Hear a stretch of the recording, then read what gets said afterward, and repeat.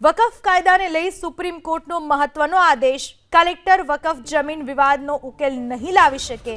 વકફ જમીન વિવાદ ટ્રિબ્યુનલમાં લઈ જવામાં આવે। સુપ્રીમ કોર્ટે કેટલીક ધારાઓ પર લગાવી રોક।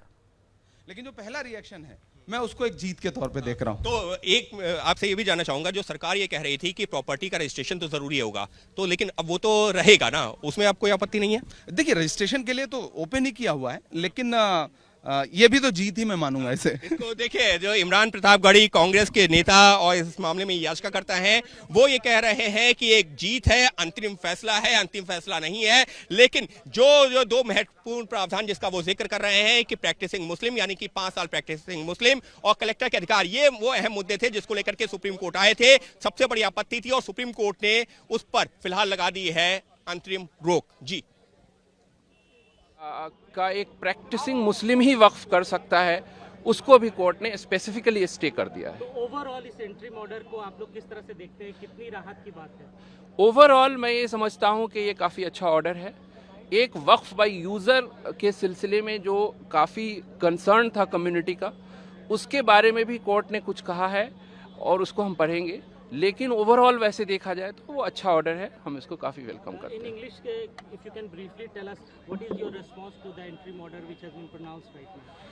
See, we consider that today's order on Waqf Amendment Act is reasonably good. मुसलमान होना चाहिए 5 साल के लिए, उस प्रोविज़न पे स्टे है।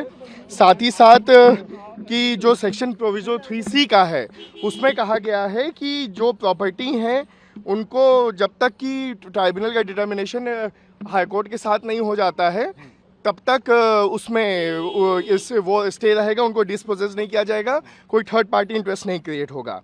सेक्शन 9 में कहा है कि not more than 4 non members will be non Muslim, और सेक्शन 23 में कहा है कि 3 out of 11 in board will not more than 3 will be non Muslims. Section 23 को स्टे नहीं किया गया है, लेकिन ये कहा गया है कि all effort should be made to appoint CEO from the Muslim community. बाकी ये बड़ा लंबा जजमेंट लिखा है, इसकी स्टडी करनी पड़ेगी और उस पर फिर ज़्यादा अच्छे से हम बता सकें। The relief is big, we will have to look at, because the court said that it is Monday and we all have to be in different courts, so court said that we are not pronouncing it the whole judgment, they have said it's a long judgment, will have to read.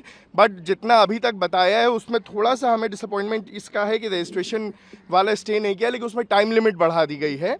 तो हमें उम्मीद है कि अभी हम जब पढ़ेंगे तो उसमें और भी चीज़ों पे हमारे सामने जाहिर होगा कि इसमें क्या क्या है इस ऑर्डर में। नॉन मुस्लिम मेंबर्स पे ये कहा है कि उसमें आपके बोर्ड में 3 से ज़्यादा नहीं रह सकते, और उसमें सेक्शन 9 के हिसाब से 4 से ज़्यादा नहीं रह सकते नॉन मुस्लिम मेंबर्स।